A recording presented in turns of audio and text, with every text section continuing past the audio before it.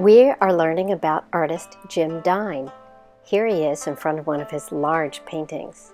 He likes finding ordinary things and drawing them or painting them over and over again. Here are 2 bathrobes, and here are 8 hearts.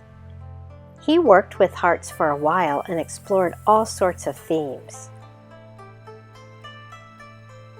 Can you find the heart in this painting? Or this one? They must be easier to see now. Look at all the different colors he uses.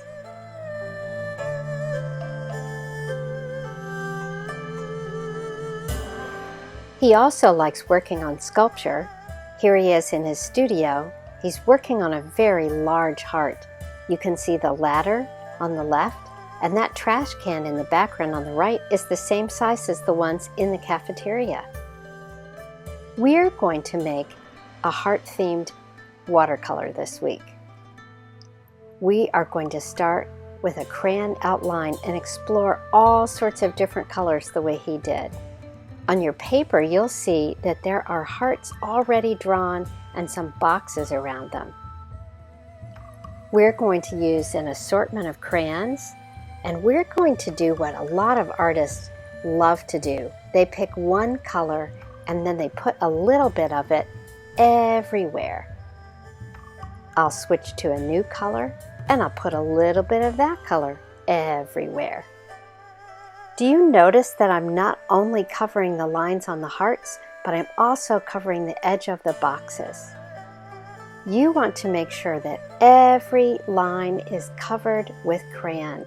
The crayon is going to act like a wall to hold our watercolors in place. We'll start out by using just warm colors in our hearts. I've got water, my brush, and I've got a set of watercolors. The warm colors are yellow, orange, and red. I'm going to put a little yellow in my heart. Oh, maybe I'll do 2 at the same time. I'm switching to orange.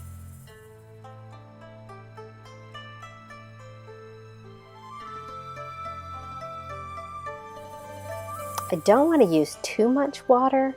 Don't want to end up having to call a lifeguard. Now I'm putting some red in. And do you notice that I didn't paint the heart all one color, but I mixed all 3 warm colors in each of the 2 hearts that I painted. So when you paint today, I want you to do the same thing. I want you to get all 3 warm colors in each of the hearts.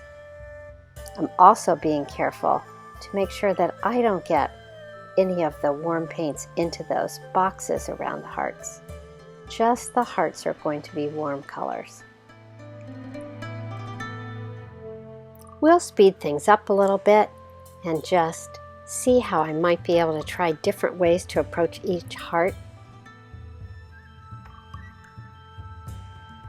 Sometimes it's fun to paint a heart with only water and then drop a little bit of color on top of that pool of water. It's a really cool effect.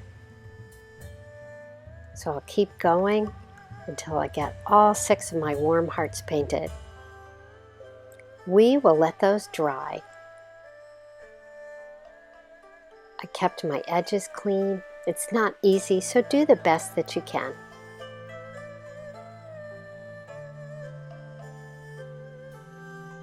Now we're going to work on the squares that the hearts are in. And this time we're just using our cool colors. We won't use the brown and the black. We'll just use purple, blue, and green.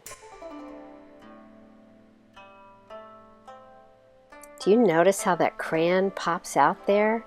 That's why it's fun to do a crayon outline, because then when you're painting with your watercolors, the crayon kind of traps them into the space that you outlined. Just like my hearts, I'm going to stick to these 3 colors only, and I'll use them to fill up that space. I can use some of the same tricks that I used before. I can get the paper wet first and drip color on, or I can clean my brush between colors and just paint nice big sections of cool colors.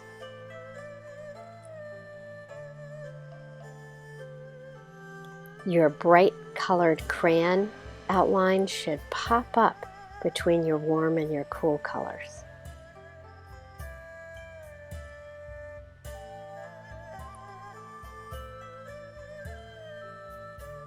Here I am dropping some paint in. So we'll speed things up a little bit, and you can watch me fill in the rest of my boxes. I might spill a little paint on my borders, but I'm trying not to. I'm being really good about cleaning my brush between colors to keep my watercolor paints looking nice. And as I finish up,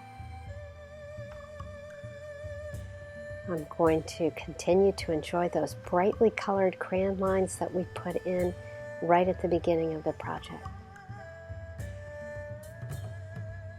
And there we have it. We have warm hearts in a cool background.